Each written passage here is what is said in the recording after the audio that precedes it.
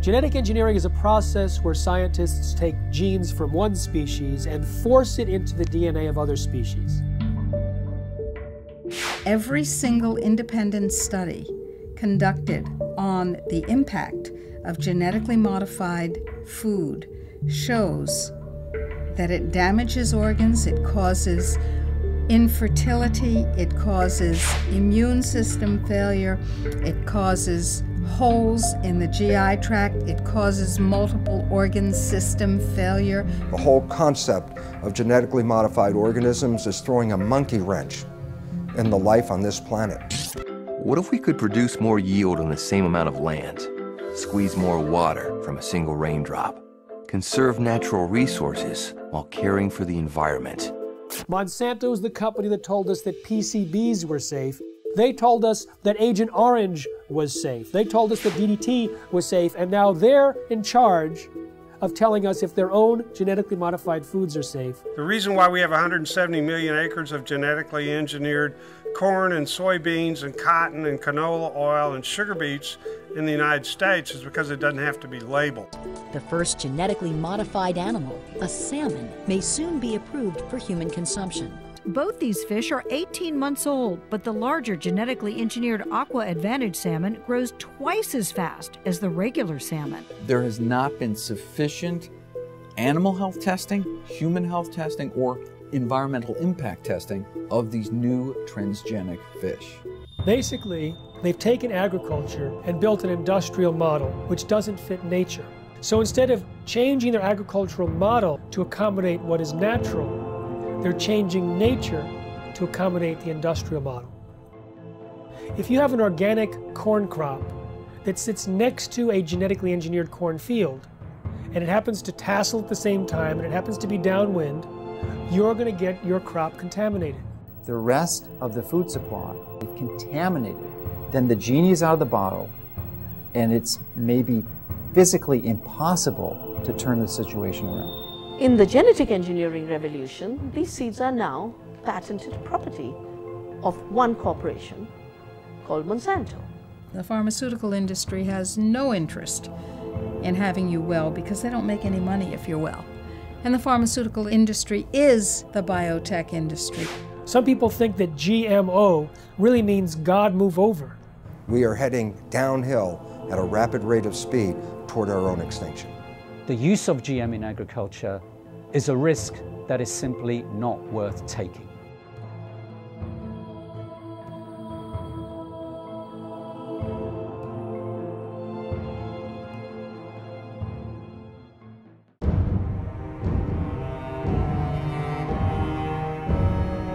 Any scientist that looks into the research or the lack of research on the safety of genetically engineered food comes to the conclusion that these foods should not be on the market. They need another decade or two of research.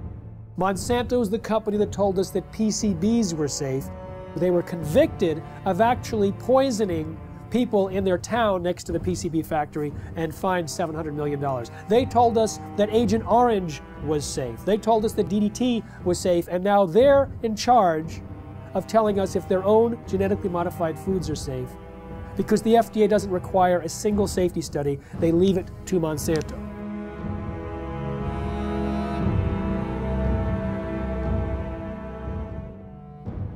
I know Monsanto, as one of the officials of the organization said, we're here to make money. And that's not just Monsanto, that's a lot of food industries. Their job is to make money for the investor. Unfortunately, that becomes the highest priority thought in their minds. Make money, make money, make money. They're not actually making products to make health, they're making money. And so they tend to overlook the health consequences. I think that is a ridiculous sort of approach to the problem. There should be some responsibility being assumed by the producer that when they're producing food, they have a reasonably good assurance that it's a good quality product. That should be the highest priority thing. And then if they can make money with that, fine and dandy. But unfortunately, it's usually the other way around. People in this sort of business are looking for opportunities to make money first priority. And then in this case, maybe letting somebody else worry about the health consequences, maybe even the public. And I think we have it upside down. That is simply upside down. Why did the FDA abdicate their responsibility to protect us? The White House had instructed the FDA to promote biotechnology under the first Bush administration. And so the FDA created a new position for Michael Taylor, Monsanto's former attorney. So Michael Taylor was in charge of policy at the FDA when this GMO policy was created, and then he became Monsanto's vice president, and under the Obama administration was put back in the FDA as the U.S. food safety czar.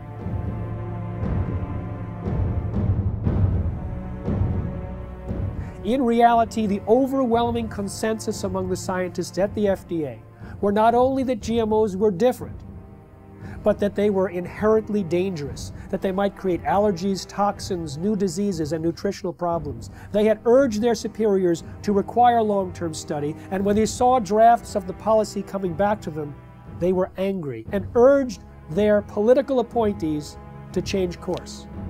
But Michael Taylor and the political appointees ignored the science, ignored the scientists, denied the existence of their concerns, and set forth a policy that allowed GMOs to be put on the market in a way that creates unprecedented risk for human beings and the environment. The FDA is composed of smart people, but they're smart people with a conflict of interest. They're smart people who make their decisions based on what will support their financial needs or their academic needs, not what makes scientific sense. What you can do with GMOs is basically engineer food in ways that make it most profitable from the company's perspective. But from the company's perspective, whatever negative aspects of that might exist are simply irrelevant. And more than being irrelevant, the company is motivated to try to suppress knowledge about those negative aspects. The company is motivated to try to suppress government attempts to regulate in relation to those negative aspects. The company is motivated to try to infiltrate government and lobby government. I mean, when you look at the Clinton administration, Bush Sr., Bush Jr., and Obama, you look at various high-ranking positions in the administrations of all of those presidents, you find people who have worked for Monsanto. Most people don't realize that Monsanto has been around for about a century. They've acquired lots of resources, and they are very clever and sophisticated. They know how the game works. They understand lobbying. They understand bribery. They have been effective at essentially stacking the political structure, the federal regulatory agencies in their favor, to the point that it's almost physically impossible to pass any type of federal regulations or legislation, because the people who make those choices have been in the revolving door of Monsanto. They either previously worked for them or they're paid consultants for them. The governments now, wherever they are dependent on corporations. Who are these governments? Who are these companies? Corporations. Telling people what to do, what to eat, what to feed their children. We are people, we're the children of God. We have constitutions, we have our constitutional rights to eat and feed our families that nature produces. They say, no, we don't have that right. In fact, we're going to force that on you. It's the FDA and the USDA who helped lead the charge for these new food safety bills. There's nothing in those bills to protect you. It's there to protect the genetic engineering industry. And unfortunately, if we don't stop this, you won't see organic farmers. The laws in the bills currently are so strict, so arbitrary, that if you are a small organic farmer, you can't meet their requirements for safety. As a result, you'll go out of business. Not a single human being on earth gets up and says, boy, I can't wait to go to the supermarket and buy a GMO food. And why is that? That's because after 30 years and hundreds of billions of dollars of public and private investment, they haven't been able to come up with one thing in this food that actually helps the consumer. No better taste, no lower price, no more nutrition, nothing, zip, zero, nada. 85% of all the genetically engineered crops in this country and around the world are designed so you can soak them with weed killers, toxic herbicides. And who are the big companies that do this? Come on, you know who they are. Monsanto, anybody, what? Who else? DuPont, Dow Chemical, Syngenta, Bayer. What kind of companies are these? Chemical companies. As the chemical seed package has spread, and now with genetically engineered seed that originally was free in India because it belonged to the farmers, or was low cost because it was released from the public sector universities that did seed breeding. In the genetic engineering revolution, these seeds are now patented property of one corporation called Monsanto. They take genetic material, either DNA or RNA, and insert it using very sophisticated techniques and create an artificial life form, a transgenic species that is impossible to reproduce in nature because the reproductive organs don't match. And as a result, once this form is created, here's the danger. It can cross-pollinate, it can contaminate the traditional crops. Percy Schmeiser was a farmer in Canada who was contaminated by Monsanto's genetically modified seed. Well, he realized he'd been contaminated because he used some of this herbicide to kill off weeds around utility poles on his property. When he saw some of the seed did not die from the application of glyphosate, he knew it must be genetically modified. Well, he didn't do anything to purge his property of that contaminated seed. It would actually take 3 years of taking your crops out of use before you could completely purge them of the genetically modified seed. He decided he didn't want to do that because that would be costly. So he saved his seed for planting the following year, and Monsanto said, well, you now knew that you had genetically modified seed. You saved it for planting a second year. That's infringement. They sued him for patent infringement. It went all the way up to the Canadian Supreme Court. And although they found that technically he did infringe their patent, they awarded Monsanto no damages. Both in Canada and the United States, hundreds of farmers have been totally bankrupt, lost their farms and so on through lawsuits by Monsanto. So there's a real fear. Now we call it the new fear, a fear culture amongst farmers, where a corporation now, through the rights of patents on a gene, have which is inserted into a seed to make it resistant to a chemical or whatever, is that they lose their rights to use their own seeds or plants. So it's total control eventually that farmers have to go back to a corporation like Monsanto each year to buy their seed because they're no longer allowed to use their own seeds. So as a victim, you basically have to pay for your lawsuit, your damages, and so on. So farmers become victims and they have done nothing wrong because they were contaminated by a neighbor, by whatever means, by pollen flow, by seeds blown in the wind, transportation, and so on. So it doesn't matter how it happens. If you are contaminated, it's over and it's over. It's inevitable that someone who does not want to use their seed will become contaminated. Even the United States National Organic Program standards acknowledge this when they say you won't lose your organic certification if you're contaminated up to a certain percentage, as long as you take efforts to try to avoid that contamination. Monsanto has said that it's the responsibility of an organic farmer to use large portions of their own property to set up buffer zones to try to decrease the likelihood that they'll be contaminated by their neighbors. But that's quite perverse when it's their seed that's the new entrant into the neighborhood. In the mid-90s, the UK government gave about $3 million to a scientist to figure out how to test for the safety of GMOs. That scientist was Dr. Arpad Pusztai, the world's leading expert in his field. He worked at the top nutritional research laboratory in the UK, one of the best in the world. He had about 20 or 30 researchers working with him in 3 different institutes, and his protocols that he was designing were supposed to be implemented into EU law as requirements for the safety assessments of any GMOs to be introduced into Europe. He took a potato that was genetically engineered to produce an insecticide and fed one group of rats the genetically engineered potato. He fed another group of rats natural potatoes, and a third group of rats natural potatoes, plus their meal was spiked with the same insecticide that the GM potato was engineered to produce. So you have GM potato, and natural potato plus an insecticide, and all three had a complete and balanced diet as well.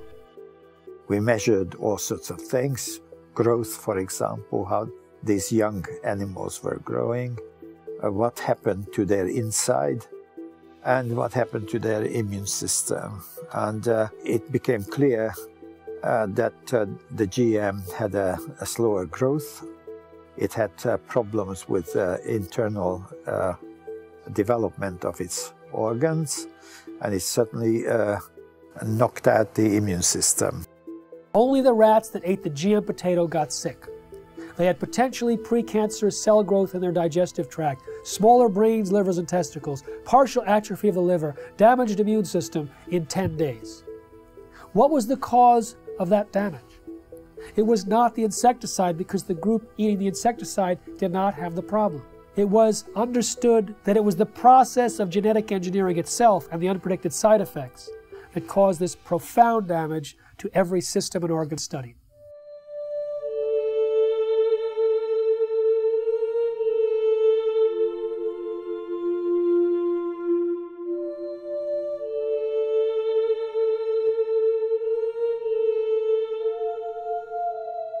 He shared his concerns about GMOs and was a hero for about 2 days at his prestigious institute.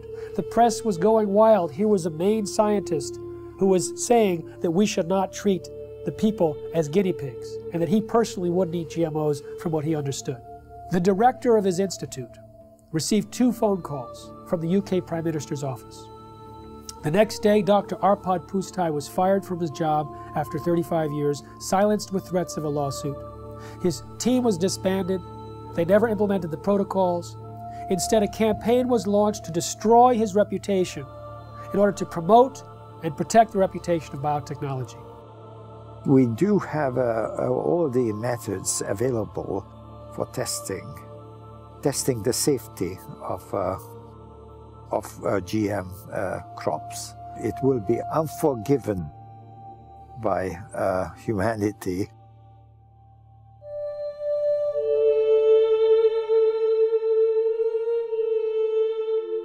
Monsanto scientists found bacteria growing in a chemical waste dump near their factory in the presence of Roundup herbicide. Now, Roundup normally kills bacteria. This bacteria was surviving. They said, great, let's put it in the food supply. So they took the gene from the bacterium that allowed it to survive the Roundup and put it into soybeans. And now those Roundup-ready soybeans can be sprayed with Roundup herbicide, and they don't die, just all of the other plant biodiversity in the ground dies. The active ingredient in Roundup is called glyphosate. Glyphosate was patented in 1964, not as an herbicide, but as a broad-spectrum chelator. It hugs a lot of different minerals that are needed and does not allow the plants to access them. It also destroys some beneficial microorganisms in the soil, which normally provide nutrients to the plant. It also promotes pathogenic organisms in the soil, which then overrun the plant. And so it creates weaker plants, stronger disease, and the disease does the killing. Now, what do the livestock in the United States eat? They eat largely Roundup-ready crops. Roundup-ready soy, corn, cottonseed, canola mash, sugar beet pulp, and soon alfalfa. So a huge percentage of their food intake is Roundup-ready crops. Now remember, Roundup pulls the nutrients out of the crop. It makes them unavailable. So now we have millions of livestock eating nutrient-deficient food. And what do we eat? We eat plants and we eat animals and take their milk. So it turns out it's a perfect storm now, not just for plant disease, but for animal and human disease. When 44,000 secret FDA memos were made public from a lawsuit about the subject of genetic engineering, the director of the Center for Veterinary Medicine made it absolutely clear that GMOs in animal feed had a unique danger. Toxins can bioaccumulate in animals and in their milk. And so if there were toxins in genetically modified feed, then we might have higher levels of those toxins in the animals that eat the feed or in their milk or other products from those animals. All our food, 90% of Canadian crops, American crops now are produced by genetic modification, or at least they're contaminated. with genetically modified corn, genetically modified soybean, genetically modified everything. 95% of all the genetic modifications are done in order to allow the plants to survive more chemicals being sprayed on them and to allow the animals to survive more drugs being put into them. And of course, what happens is that when their genes are changed, our genes are changed by consuming them, just as the super weeds and the super bugs are genetically altered by consuming them. The bug eats the plant, its genes change. The animal eats the plant, its genes change. We eat the animal or the plant, our genes change. Our babies' genes change, and the change is permanent. They do not want you to know which products you're buying in the grocery store might contain genetically engineered ingredients. They say that label would confuse consumers. They say there's no difference between genetically modified foods and non-GMO foods.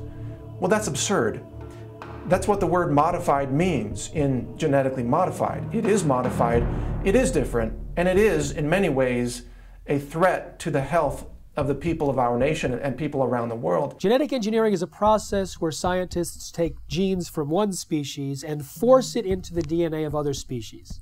Even though there's been very little study on the health dangers, there's been sufficient evidence of harm to cause the American Academy of Environmental Medicine to say all doctors should prescribe non-GMO diets to everyone.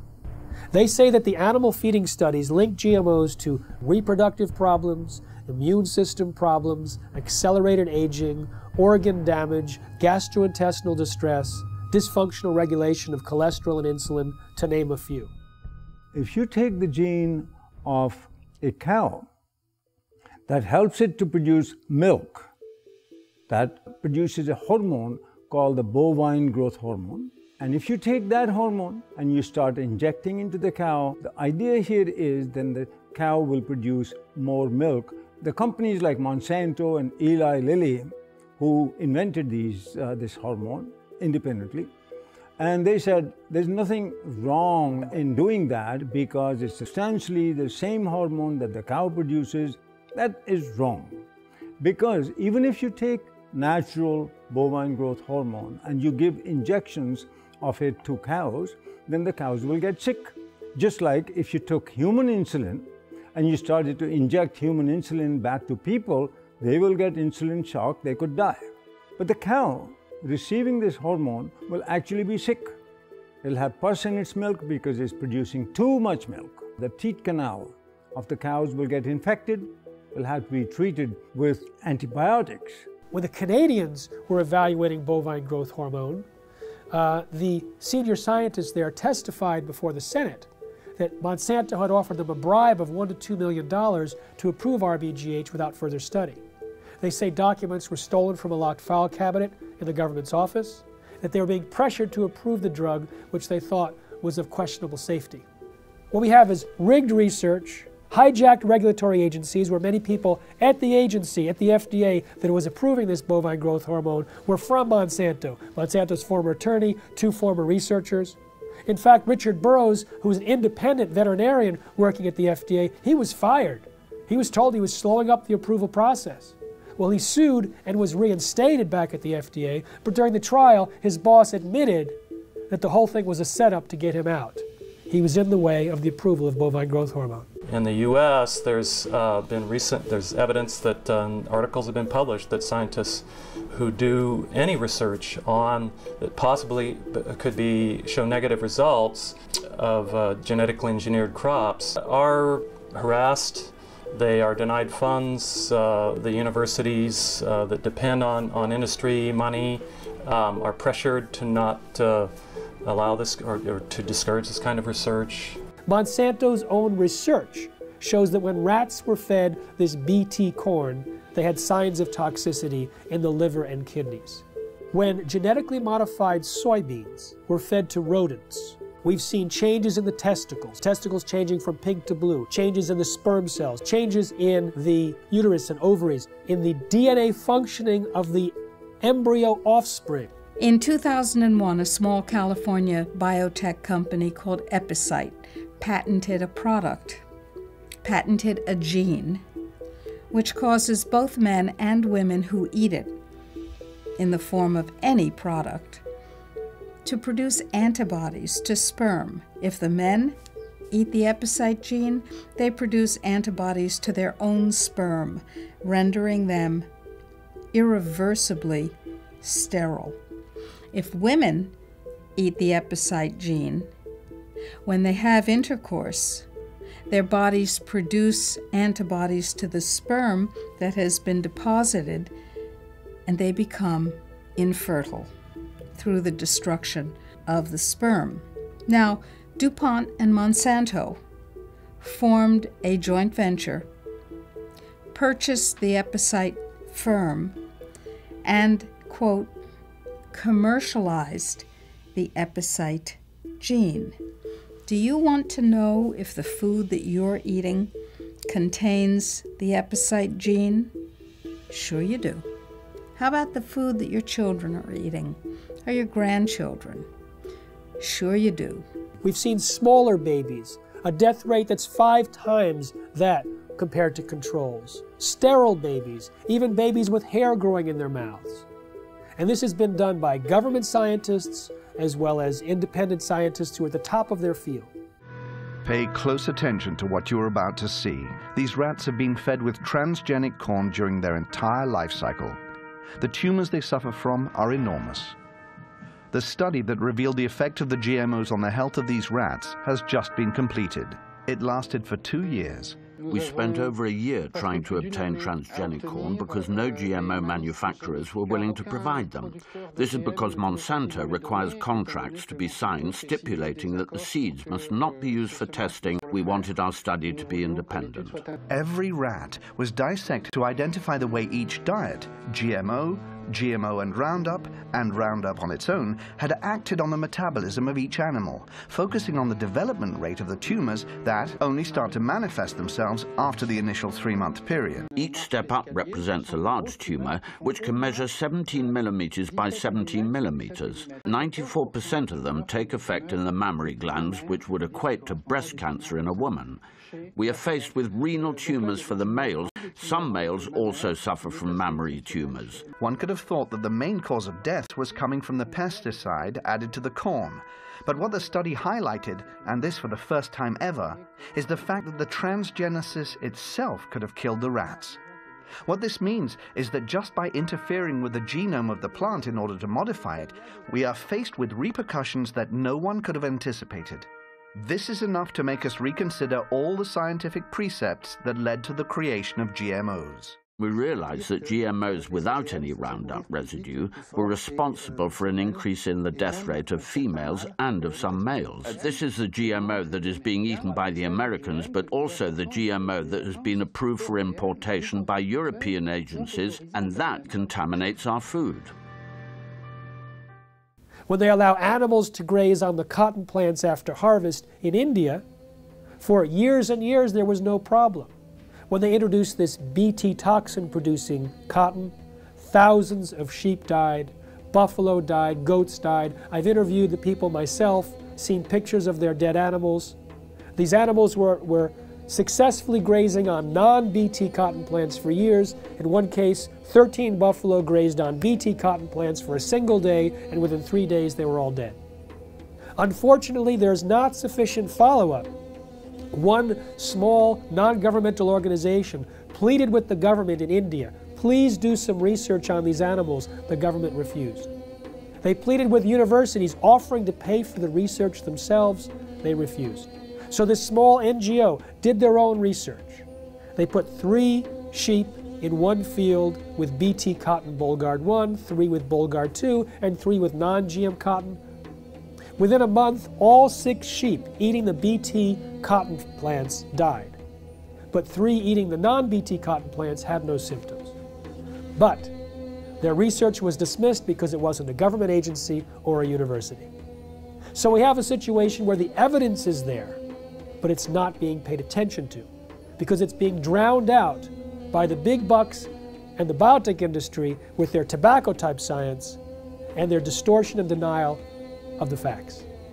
Unfortunately, Monsanto's lobbying power and their financial weight, they are able to use corrupted corporate science, something that I call cigarette science, to get these products slipped into our food stream. The only human feeding study ever published on GMOs showed that the gene that was inserted into the soybean transferred into the DNA of the bacteria living inside our intestines and continued to produce that protein. So if it happens to be an allergen and you're allergic to it, you may be continuously triggered over and over again by the production of that allergen from within inside your own intestines. When we look at the quality of the nutrients in our soil, we see that that has become actually a victim of industrial agriculture, which destroys the microorganisms in the soil and then puts in a few nutrients as if that were enough to provide a healthy diet. It turns out that the current industrial agricultural model was based on surplus military products after World War II.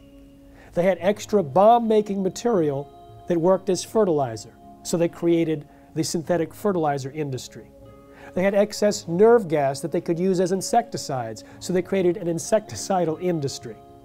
And by steering the farmers and the land-grant universities and all the population towards these high-input, corporate-driven agricultural models, we actually stripped away some of the health and some of the nutrients that were vital and are vital to the health of the people and of the livestock. The plant's ability to absorb nutrients out of the soil is restricted with GMO seeds and plants. And that's why the nutritional value is going down, and that has become a very big concern. And there's a very big concern that many of our foods that we eat, nutritional value contents have to be rechecked because it has changed. It alters the structure of a plant when you put a GMO gene into a plant. So you no longer have the same type of plant and you've changed the makeup. Monsanto is the only company I know of that doesn't want you to know you're buying something that has their technology inside it. You know, cell phones, computers, automobiles, everything else we purchase, clothing, is branded because everyone wants to know, they want consumers to know that their product is inside whatever you're purchasing. But Monsanto wants that to be a secret. If you go and purchase any of their bags of seed and you look at the back, there's a big, huge box with a big stop sign. And when I first saw this, I thought that meant stop, this seed is dangerous. Don't swallow it, wash your hands after you've touched it. No, all those health warnings are lower down the bag in smaller font. If you look in the box where the stop sign is, it actually says stop. These seeds are protected by the following patents. Your use of these seeds must be in compliance with the license agreement. You may not save the seeds for replanting, blah, blah, blah, blah, blah. So they object to labeling of food that consumers buy, but they have no problem with labeling their own product with all of their patent numbers. So there's some things that they want the public to know and other things that they don't.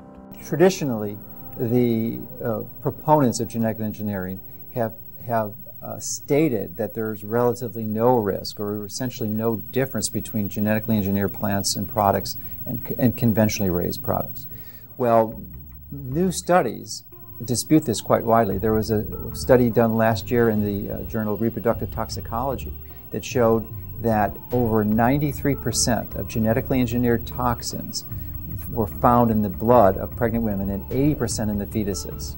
So this potent crop toxin is being transferred into the population. Genetically modified soybeans has as much as 7 times the amount of a known allergen compared to non-GM when the two are cooked.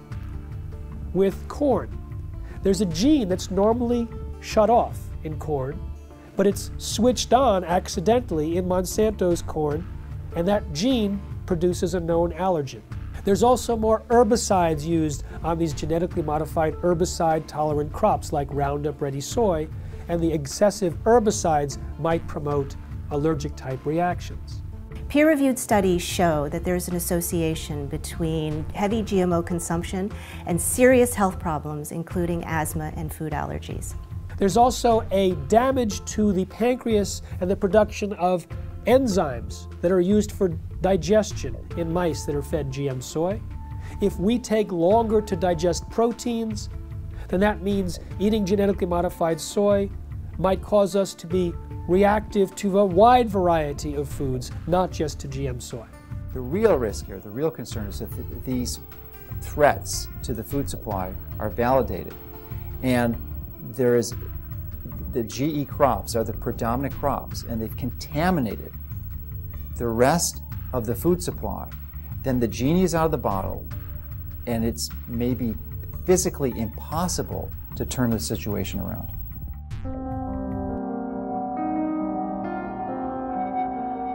There has been no long-term research on the concept or consequences of what this genetic modification does, not just to us, but to the environment.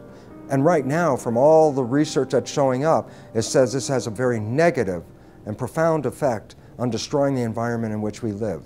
So therefore, I find it senseless that the government would support and condone genetically modified foods without even having the basic research to understand the liabilities involved in creating these monster organisms and putting them into our world. The conversation in Europe and in countries in South America and in Asia is much more sophisticated in terms of its understanding of science, the importance of independent peer-reviewed science that isn't contaminated or corrupted by corporate influence. Here in the United States, you know, the birthplace, the bedrock of the free market system and democracy, we are having our rights corrupted by corporate influence.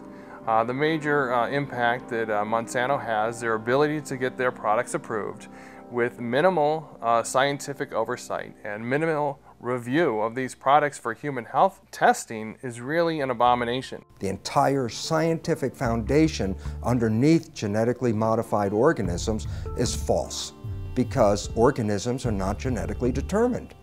And when we understand that, we recognize that the only way to create crops that will benefit humanity is to understand nature herself and learn to live in harmony with it. And this is a completely different approach than humans have had for the last couple hundred years, where we always thought, oh, humans' job was to control and dominate nature. In that process, we are now leading the world into the 6th mass extinction of life on this planet. 5 times in the history of this planet, life essentially got wiped out and started all over again. The 5 previous mass extinctions are attributed to things like comets or asteroids hitting the Earth and destroying the environment. We are now deep into the 6th mass extinction of life on this planet. We are losing species of organisms faster than even in the previous 5 mass extinctions. But the source of the problem is much closer to home than a comet or an asteroid. Science has recognized that it's human behavior that is undermining the web of life. Rather than trying to control nature, our mission is actually how to learn to live in harmony with nature. The FDA, which treats the American people as slaves, knows that if people knew the truth about how healing their foods can be and how dangerous the processed foods really are with all their chemical contaminants and their genetic modification, if people knew the truth, they would demand food freedom. They would demand access to healing herbal therapies and healing dietary supplements. They would demand that the FDA back down from its intimidation campaigns that have been leveled against producers of dietary supplements and herbal remedies and raw dairy products and so on. The people would demand that if they knew, and that is why they are kept ignorant under this campaign of disinformation currently being waged by the FDA. I've been vigorous in my opposition of these strategies that these large corporations use to use their influence for their benefit. And as a result of my positions, I'm frequently criticized by their own local networks, the skeptic networks and such. And they're also their ability, because they are so politically connected, to use the federal regulatory agencies to come after me personally, to file claims against, or statements against my company, and also to criticize me such that it can be viewed in most of the traditional media to skew the information, the truth of what we're saying. They twist the tables. It looks like we're the bad guys when actually nothing could be further from the truth. We're just seeking to help people understand what the true reality here is, and give them the tools to make that distinction and give them the right to know. In the early 2000s, Monsanto and the biotech industry vilified a scientist for his linking of Bt corn to a decrease in monarch populations. 2 years ago, another research paper came out confirming that yes, Monsanto's Bt corn and their Bt cotton products were actually reducing the habitat of monarch butterflies. Monarch butterflies are the canary in the coal mine on the prairies in the Midwest. Of the major impacts, the negative environmental impacts that these products are having. The large-scale cultivation of GMO crops can harm biodiversity in a number of different ways. One is that in the case where the crop is engineered to be tolerant to a herbicide, such as Roundup or glufosinate, then the application of high doses of these weed killers destroys the weeds upon which other organisms normally would be consuming. So the insect population is reduced, and then there isn't the insect population upon which the birds are also consuming. So there could be a knock-on effect on the biodiversity within the fields where herbicide-tolerant crops are being grown. And indeed, large-scale field trials sponsored by the UK government several years ago now did indeed find that in fields that were growing herbicide-tolerant sugar beet and canola, that the biodiversity in these fields was markedly reduced. There's a lot of information now on bee colony collapse, and it's now linked to certain of the chemicals that are sold by certain of the major companies. So there's a lot of concern now about the bees dying, because now we'll lose a major insect that pollinates our plants, and so that also has become a big concern. But it's all related. It all goes back to the massive increase of new types of more powerful chemicals, more toxic chemicals than we ever had before. And that's why we have many of our beneficial insects are being killed by these new types of chemicals. GM carries novel health and environmental risks, which we are now beginning to measure, both in terms of environmental impact and also outcomes in feeding trials, controlled feeding trials in animals. Then I feel that the use of GM in agriculture is a risk that is simply not worth taking. GM doesn't address root causes of problems in agriculture. At best, it is a symptomatic cover-up. No genetically modified crop can grow unless it's attached to some kind of a pesticide. Those pesticides, more and more, are in these plants. They may have killed the weeds, they may have killed the insects, but the product is still on the plants. And if it's washed off, then it's in the water, it gets into the lakes, it gets into the oceans, it's everywhere. And it's toxic, it causes cancer, it also causes endocrine disruption. That's a technical term for change of hormones. They don't even want to label that this is genetically modified. The milk is genetically modified, or the crop is genetically modified. They say, if we label that, we won't be able to sell it because people won't buy it. Of course, people won't buy it because people don't want it. We have thousands of different varieties of any given food crop you can mention. And by simply dipping in to this already existing reservoir of varieties of crops, resurrecting old crop varieties which have been displaced, could readily meet our food needs without having to resort to the risky procedures associated with GM. What is an herbicide-resistant crop It's a crop that you can spray the hell out of it with a toxic chemical and it won't die. It kills everything except that particular crop. And so you have the ability not only to sell the seeds to the farmer, you're going to sell them the companion pesticide. So you get two sales for one, and they're going to have to come back to you every year and get them because once you start applying these poisons on this scale, your farmland is so devastated that to convert to organic, for example, is economically difficult. The most comprehensive analysis of GMOs shows that they actually reduce yield. But sustainable technologies, they can increase yield by an average of 79%. What BT corn does and BT soy does and what Roundup Ready does is it decreases labor. It's labor saving, as if we need less farmers in this country.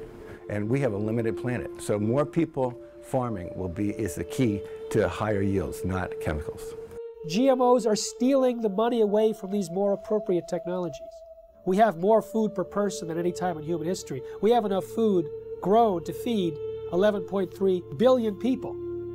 What we don't have is the ability for people to access that food, and so it's not a silver bullet of increased yield that the biotech industry tries to sell us. The ISTAD report proved that organic and sustainable agriculture had the same and higher yields than conventional, chemical-intensive, genetically engineered crops. These herbicides are actually having a major impact in killing the beneficial soil microorganisms in the soil, which actually not only add to the yield gains, but also the nutritional value of these plants. Cotton production has increased in this country because of acreage, not because of the BT technology. Rice and wheat production increased in India because of irrigation acreage. Land and water account for it, not the seed and the chemicals. In fact, the seed and chemicals have created a scarcity. First, the new seeds had to be grown as monocultures, so you had less food. Today, we are importing pulses from Canada, from the United States. Very vital to a vegetarian diet. We're not growing pulses because our monocultures have no place for pulses. Pulses give you free protein. Pulses give you free nitrogen fixing. All of that was wiped out. Oilseeds, farm trees, agroforestry. The water use of this so-called Green Revolution was 10 times more compared to equivalent farming systems. One huge problem with the GMOs is that they have completely blown out conventional breeding in our land-grant colleges. And we only in this country have 10% of the vegetable seeds that were available to our forebears 100 years ago. Our seed stock is going down the toilet, and we can't even use our land-grant colleges to breed in a standard way because there's no money for it. And that is a huge, huge, huge threat to the future of agriculture, to lose the skill of breeding standard, which is in fact what all that food you see on your grocery shelves, all those vegetables came from thousands of years of farmers sharing their seeds. As a result of the loss of beneficial soil microorganisms, not only have the yields gone down, but there's been a dramatic increase in the rise of crop diseases, which are infecting corn and soybeans in the U.S. We're sacrificing, our soil just because it's an easier way to farm, and trying to convince ourselves it's more economical, but it's not. I'm seeing neighbors' fields who've been doing this stuff for 15 plus years. They can't get rid of a lot of weeds now. These weeds are getting resistant to the glyphosate herbicide, so farmers are upping rates, more herbicide. But then all of a sudden that's not doing it anymore, so you have to switch herbicides. So now the soil is just more and more and more full of poison. So there's going to be more sickness in that field. It's going to be more susceptible to diseases, insects. We won't make it through drought periods as long. The same crops side by side, right across from each other. The natural plants are going to make more over time. And you have a soil that you continue to poison, nature's going to win. In 2006, Cornell University released a study on soil degradation that stated by the year 2050 that 30% of the land that's already cultivated will be unfarmable. Now the thing about Roundup and glyphosate is that it stays in the soil for months or years. and it continues to cause the reduction of available nutrients and the promotion of these diseases. And so people like Dr. Don Huber from Purdue University, have identified more than 40 plant diseases that are on the rise in the U.S. because of the overuse of Roundup and other glyphosate-based herbicides. Now, it pulls these nutrients out of the food supply for months or years.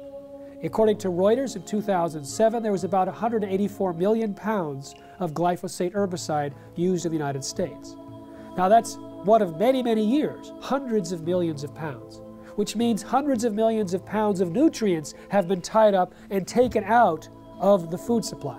When we have a company like Monsanto that says, I don't care what nature says, I'll create the crops that I want, and we look at what happens, we see another step, another process in our own demise. This is a very powerful enemy, a classic David versus Goliath challenge. And there's the only way we have any approach, any possibility of ever winning this thing is if we work together as a cohesive group. The whole concept of genetically modified organisms is throwing a monkey wrench in the life on this planet.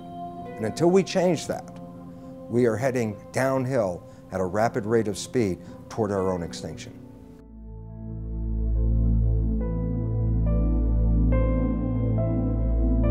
Genetically modified organisms are living beings where genetics or DNA of one species is taken out and transported artificially into another organism, and in other words, some sort of genetic manipulation, genetic engineering has occurred. Nature, God if you like, does not permit that. You cannot take the gene of a bacteria and put it into a pig or a people or anything like that, or vice versa.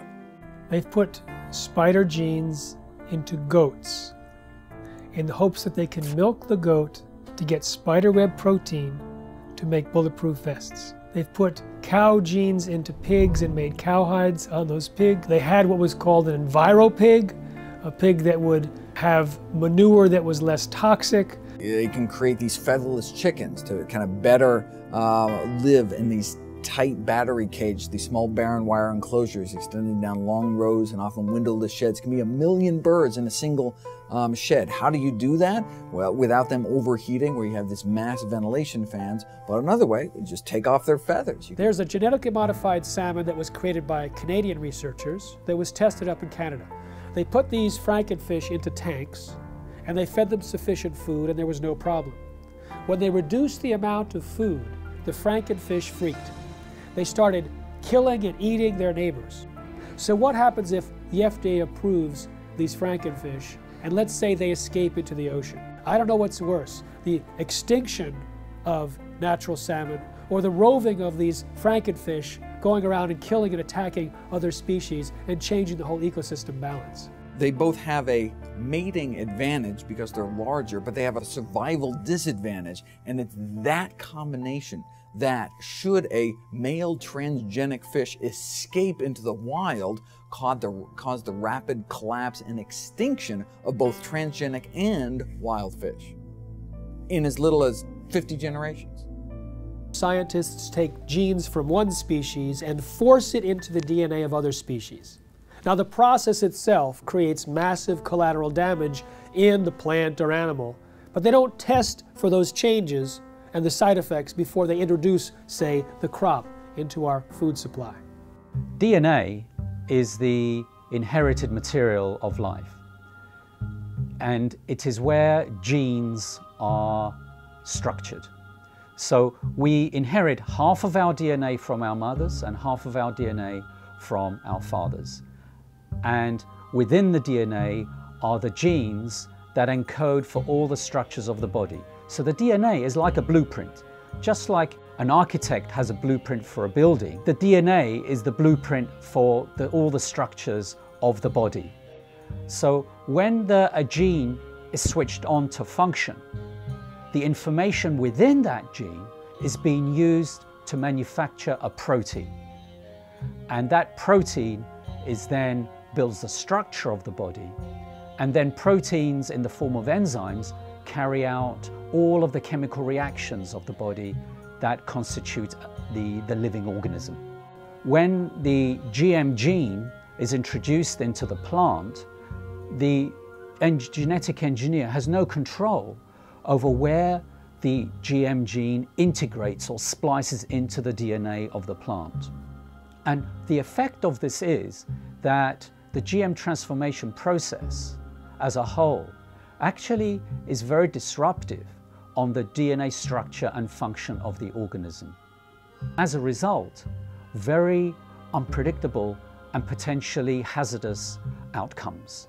Because if you disturb the balance of gene function, remember the gene function is controlling the structure and the biochemistry of the organism. If you disrupt the balance of gene function, you disrupt the biochemistry. And if you disrupt the biochemistry, you run the risks of creating novel toxins, novel allergies, as well as a disturbance to nutritional value. These types of outcomes resulting from the disruptive effect of the GM transformation process have been observed, are observable, and they're genuine. With our understanding of epigenetics, the new science of how environmental signals control our genes, we're introduced into the chemistry of where do the signals come from that select the genes and modify our genetic activity. Well, we used to say everything was due to the genes, but now we find there's a class of molecules called microRNA. They're very small RNA molecules, and they're found in all the cells. And these microRNA molecules are molecules that adjust the reading of our genes. And well, a new understanding has been found about the microRNA molecules. And when we eat food, the microRNA from the food is picked up by the digestive system and not broken down. The microRNA is taken into our own body intact. And now what they followed is the microRNA from food ends up in our own cells, like in our liver and other cells in our body. And these microRNAs still have the same function. They change our genetics and they change our readout of our genome. And the significance is profound. It says when you eat genetically modified foods, we are eating a new class of microRNAs that have never really been in the world before. And yet, these microRNAs are picked up by our biology and adjust our own genetics. So, in a sense, the old story, we are what we eat, actually now has a biochemical foundation. And then all of a sudden it says, if that's true, then why would you risk your life eating a genetically modified food containing microRNAs that can totally distort our own biology and cause great problems in our lives? The process of genetic modification is a completely irreversible process. Once it has been carried out, it affects the reproductive cells of the organism. So any effect you have, for good or for bad, is then passed down through the subsequent generations of that particular organism. And that's true for plants and animals. Indeed, for any genetically modified organism. And this now has to be understood because when we eat genetically modified foods, not only does it affect our own cells like that, but we also know that the bacteria in our gut that are required for our survival, we need these bacteria. The bacteria also pick up the genetic engineered genes. And we modified the gut bacteria. And you say, well, why is that relevant? Well, not only do we need the gut bacteria for our survival, but the gut bacteria change our genetics. Information from the bacteria is picked up by the digestive cells and adjusts the digestive system cells to be compatible with the bacteria in our gut. There is a dialogue and a communication. If you alter the genetics of the gut bacteria, by definition, you've completely altered the development and genetics of our own cells. Way back in the 70s, they developed this grand vision of being able to splice in high yield and drought resistance and all sorts of, pest resistance, and they dreamt of patenting those genes and having proprietary ownership of these genes. And during the 80s, that indeed came about from a number of court decisions. They believed they could make billions of dollars from these proprietary gene transfers to make food do certain things or crops do certain things. When the evidence came out that there were fundamental flaws in the genetics, they just did not want to know. They didn't want to do the research into these issues of food safety. and they went ahead with their development, yet they weren't doing the basic research. You see, GMOs are the product of an infant science. And now we are feeding that product to the entire population. And it's known to create unpredicted side effects, and no one is testing to see if the rise in all these diseases since GMOs were introduced in the mid-90s is caused or promoted by these GMOs. If Monsanto's patent on a gene, if that patented gene gets into any, and I'll use the term, higher life form. So what does that mean? Birds, bees, animals, and the question I have to ask, what about human life? If Monsanto's patent gene gets into you, gets into me, does that say they own me? Do they own you? These are all questions that are that the courts and our governments will have to address. How far does the patents on genes on life go? There have been over 140 lawsuits filed by Monsanto against farmers, including against those farmers who wanted nothing to do with Monsanto's genetically modified seed. When you ask Monsanto whether genetically modified seed is natural, they have two answers, yes and no. And it depends on which side of Washington, D.C. they're talking. If they're at the FDA or the USDA, they say genetically modified seed is absolutely no different than natural food. It doesn't need to be tested, doesn't need to be labeled. The public doesn't need to know if their food's been genetically modified because it's no different. Then when they're on the other side of Washington, D.C. at the patent office, and the patent office is saying, well, you don't deserve a patent because your seed is no different than natural food. They say, oh no, it's not. It's completely different. We've invented something brand new. It's radically different and it's so inventive we deserve not just one patent, we deserve entire portfolios of dozens and dozens of patents. Because the United States was the only country in the world, still is, that allowed genetically modified organisms or any organisms to be patented. Up until then, living organisms or their products could not be patented. So the patent for insulin, genetically modified insulin produced in the E. coli bacteria, was given to Eli Lilly. Monsanto got it for RBGH, the bovine growth hormone. I have a book called Corrupt to the Core. In that book, I describe, by quoting from a published speech by a Monsanto executive, saying how they're going to control the whole world. Not just by genetic modification, but they're going to take charge of the whole world by influencing the White House, the Whitehall, the French Parliament, and Canadian Parliament, and the Japanese Parliament. This is published information, how they're going to control the whole world.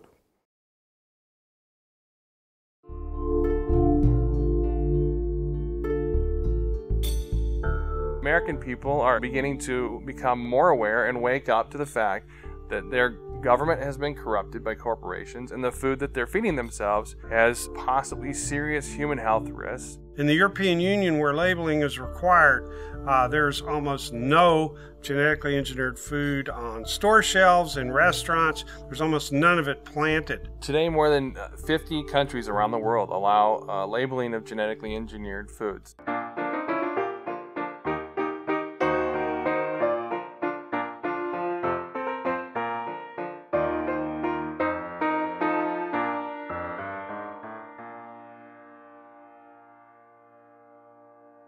The FDA has received over 1 million comments from citizens demanding labeling of GMOs.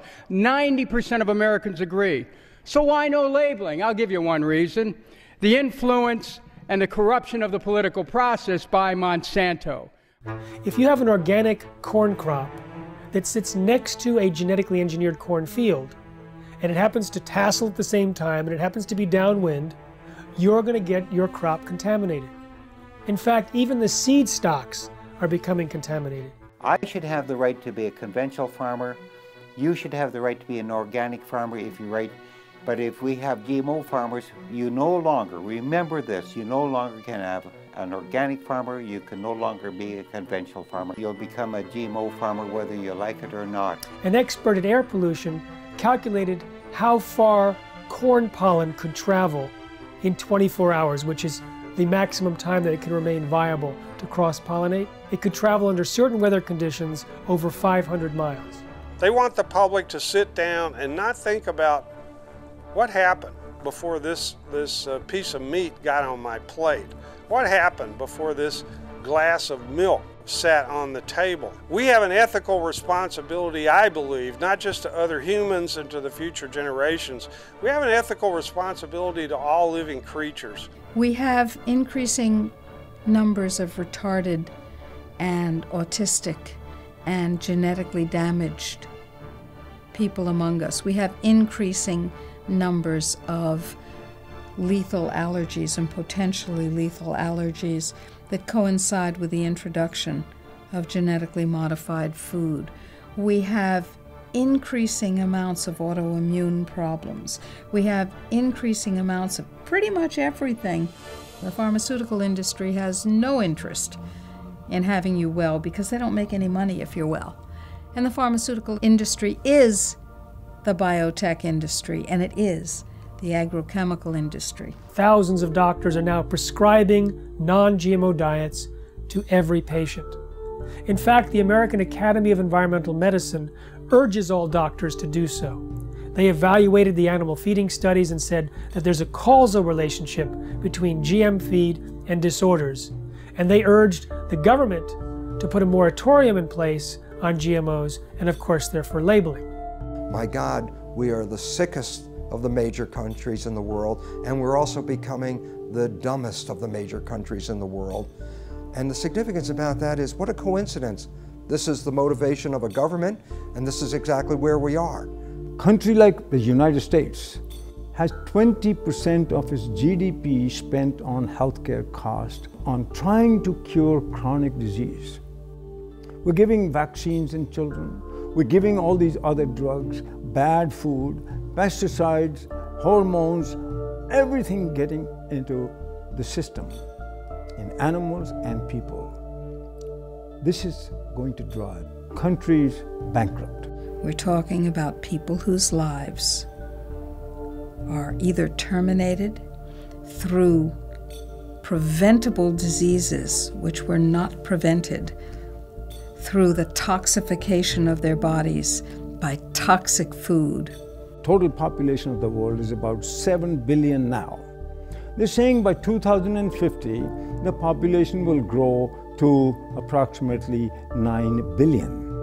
And these companies and the governments all over the world are saying the amount of food in the world will have to be increased to twice the amount. The biotech industry is promising to feed the world with crops that will have higher yields, even though it's not the amount of food right now that's the critical issue, it's access to the food. And access to the food is largely an economic issue. There's no shortage of food. This is purely due to corruption, because corrupt people in power, won't let poor people have their share.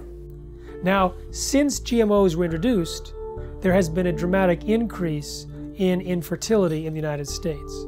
But there's significant evidence both in laboratory animal feeding studies as well as livestock experience to point a finger at Roundup-ready crops as a potential cause.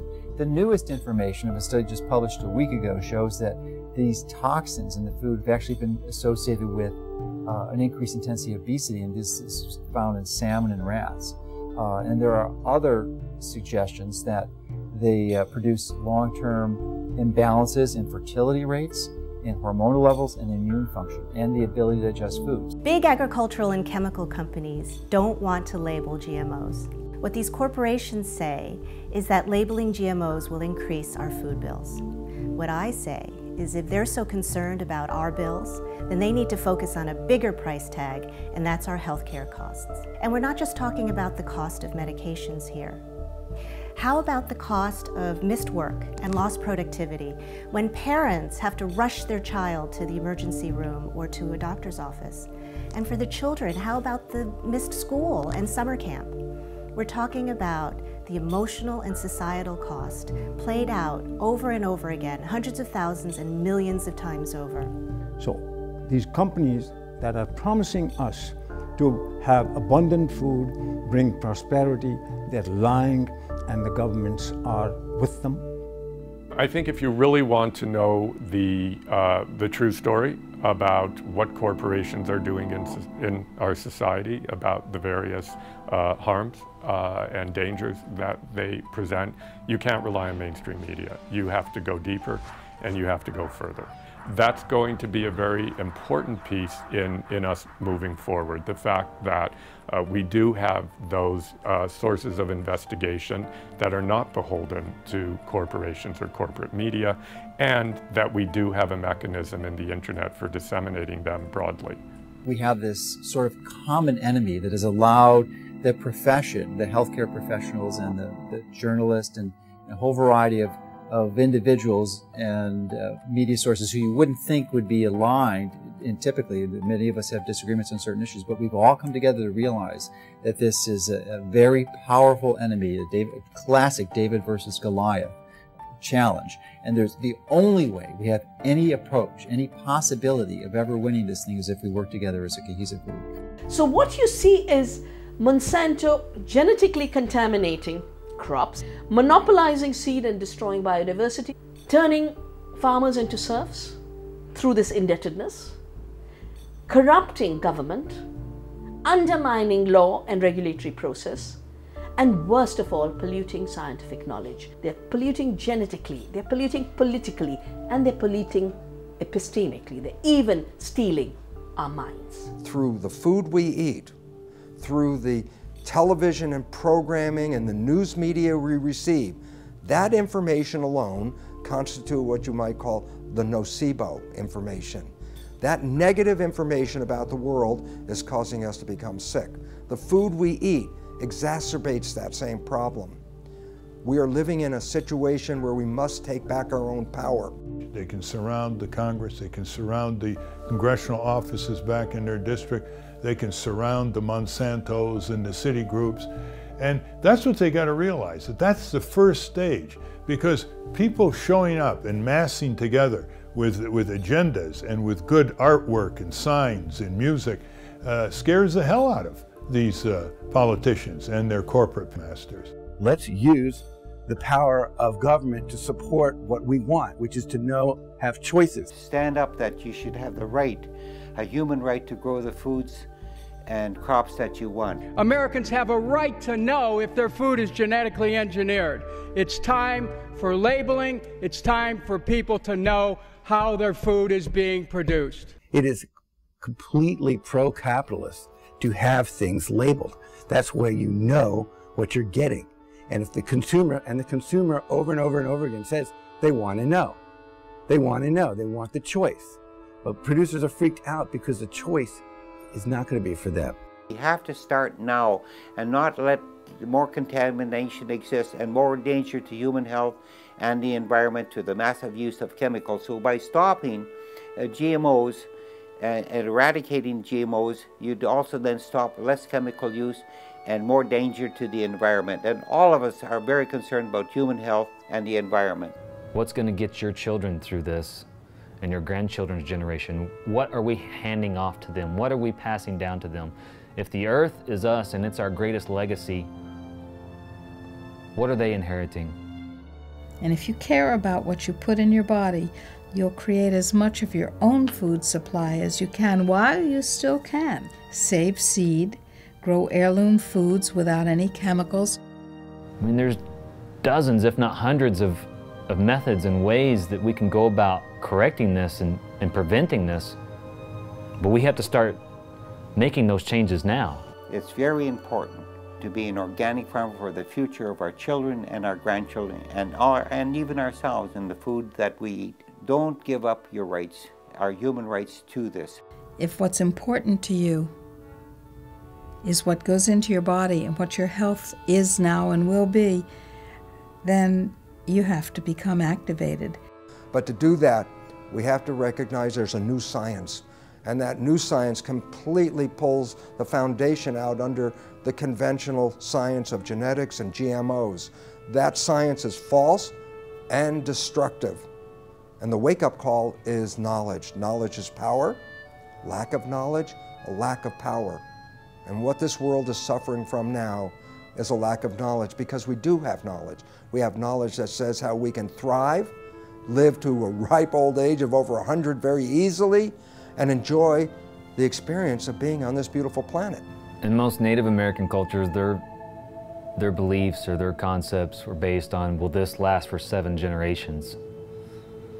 Whereas we're asking, what can get me through this year economically? 1 year, 12 months. That's one of our greatest problems right now, is to leap over that barrier, that mentality. Globalization has happened, it's here. But its effects have to be reversed. Globalization in a good way, where people learn about each other, people learn about each other's religions, to tolerate each other's spirituality, work together, work in nature, work with God. Because it's time for us to re-empower our lives. For 10,000 years, humans grew crops without chemicals. You know, it's time that we get mandatory labeling. It's time we cut down the biotech bullies to size. And then now, let's have that discussion again about chemical agriculture versus organic or traditional agriculture. The overwhelming majority of the public want us to produce food and to raise animals in the natural, healthy, humane way, in a way that doesn't destroy the environment, public health, and the climate. And we're going to get to that point, but it's going to require, as I often put it, the food fight of our lives.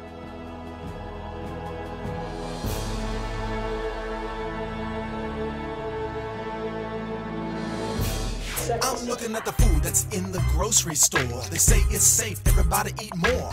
On second thought, I don't really know if it's made with those GMOs. So I'm looking for the non-GMO label. Before I bring it home, I'll put it on the table. I wanna know if it's verified, so I don't harm myself with genetically modified. They don't want you to know. Poison they grow. Profits they show. From those GMOs. Seeds that they sow. Gonna hurt us, we know. Told them to go. Say GMO, no. Hey, look. I don't want to eat poison. I don't want gene mutations at my dinner reservations. It's a food abomination. What they're doing to this fast food nation. They take artificial gene combinations, inject them in seed variations so they can grow their frankenfood imitations while the side effects cause medical patients. Keep the profits alive while they're spraying all the food with name brand herbicides. And all the while they're spreading their lies. Monsanto destroy a farmer's lives. And the FDA just keeps it all going, saying it's safe even though they all know it's just poison, stealing away your life. And that's what you eat, but genetically modified. They don't want you to know. Poison they grow. Profits they show. GMO, no. Seeds that they sow. Gonna hurt us, we know. Told them to go. Say GMO, no. FDA scientists said that GMOs might create allergies, toxins, new diseases, and nutritional problems. Allergies, toxins, toxins. And they said, no testing necessary. No testing necessary. GMO safety, that's a corporate myth. If you don't believe me, listen to Jeffrey Smith. He's the man with the plan, gonna do what he can to help us all get those GMOs banned. But we need you to lend a hand, take a stand against this food scam. It's a mission for the health condition worldwide, cause we don't wanna live genetically modified. No testing necessary. No insecticide. Living inside of us, No testing necessary. No insecticide. Living inside us. Don't eat food unless you know what's in it. Don't believe the propaganda, the press will spin it. Affects everybody, we all up in it. Stand up to Monsanto, tell him, oh no you didn't. Reject Franken foods in the store. Demand honest labels so we can be informed. We have a natural right to know what we buying. Just say no to GMO before our farms start dying. Just say no to GMO. These corporate crooks are lying. Just say no to GMO. This time we're not complying. Just say no to GMO. We just not buying it. Just say no to GMO. No testing necessary. No insecticide. Just say no to GMO.